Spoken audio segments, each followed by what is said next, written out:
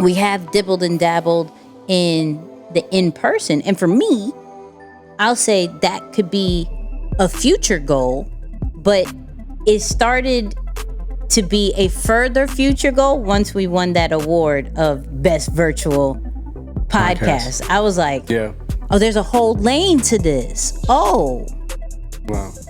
why don't we dominate that lane?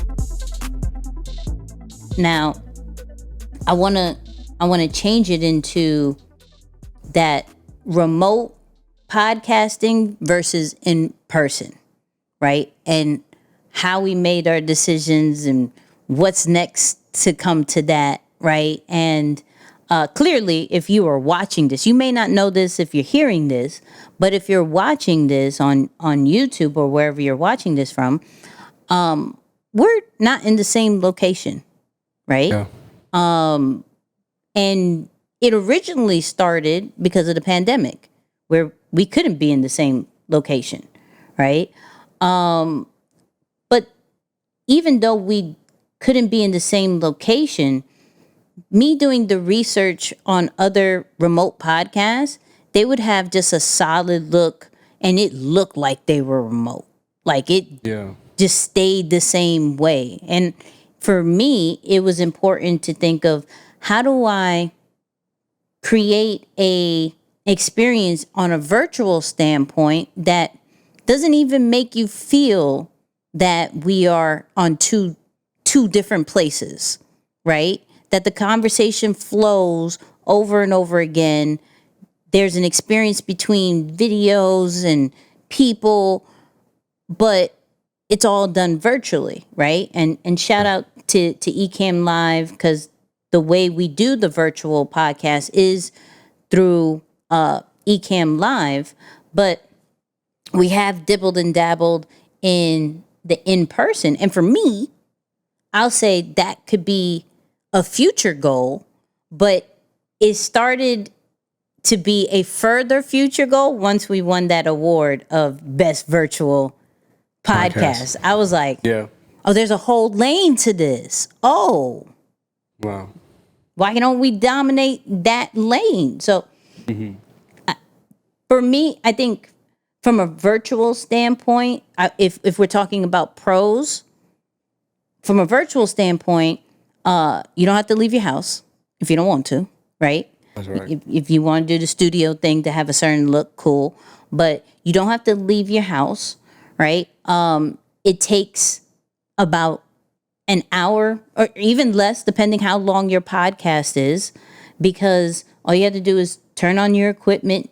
Here you go. That's it. Whereas if you did it in person, there's a whole setup situation. What if your guest is late? What if this person's late? Like, you're not wasting time from what you really have to do in life. You're not going out of your way to do a virtual podcast, right? And three, for me as a pro, is more of, you start to get comfortable being in front of the camera, because that's all you, like, it's just you, right? Yeah. You start, there's no, for at least for me, there's no overwhelmed feeling of, am I doing this right or wrong? Because there's no true audience. It's just me, right? Moose is over there, but Moose is over there in a whole nother state. You feel me? Right. Right. Like, literally.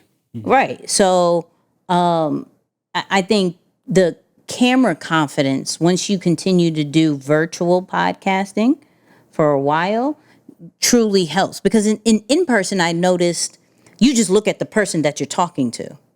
Yeah. You don't necessarily have to look at the camera. You just look For at sure. the person. And so this skill set of getting that camera confidence now transfers yourself to your online presence on social media, right? Because now you're feeling more comfortable doing it. Where in a in-person one, you may not get those same reps, as far as, I got to look at the camera and I got to talk to people, got to make sure they feel connected, even though we are not in the room with you. I got to make sure I'm looking at you in, eye level kind of situation. And in the audio experience, just making sure that there is no hiccup between what we do on video and what we do in audio. So that I would say Yeah. those are my 3 pros. The only con is tech issues.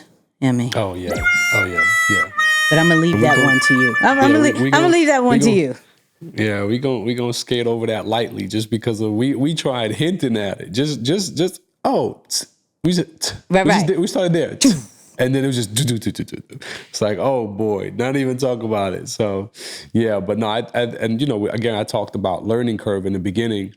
But of course, for those of you who are familiar with Nicky's journey a lot more, she is that's her sweet spot. She's comfortable. She utilizes these tools and cameras and the equipment to produce and edit and do everything that she does. Where me, on the flip side of it, I'm not the greatest when it comes to, some of these things. I can work my computer to Right. about its fullest functionality, but that's about it. But making sure or knowing the difference between what looks good and what doesn't look good, I think that is probably one of the things that I had to learn. And you want to have a certain taste for what you would like to see happen. So I definitely have come a long way in understanding aesthetic and what do you want it to look like, and what is good lighting and what is bad lighting, and what does it mean to have too much lighting. Right. Those are all things, right? We joked about, when we first started, and I had the little reading lamp that I was using as a light. It was just crazy. But I also will say, man, don't be cheap, and don't be cheap in the sense that don't just use what you have laying around the house, hoping to get a professional setup, because there is professional equipment for what you see as a professional setup. Right. And no matter what you have laying around you, it's not going to be, or it's not going to help you produce the same level of quality that a professional setup would help you to produce.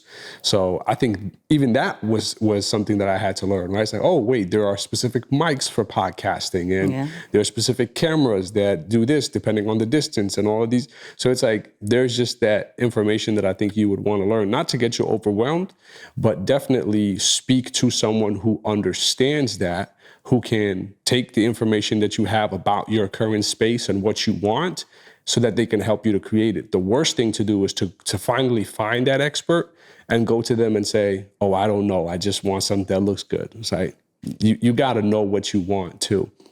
That's a fact. Yeah. That's a fact. I think, well, let me give some air horns on that, because that was fire.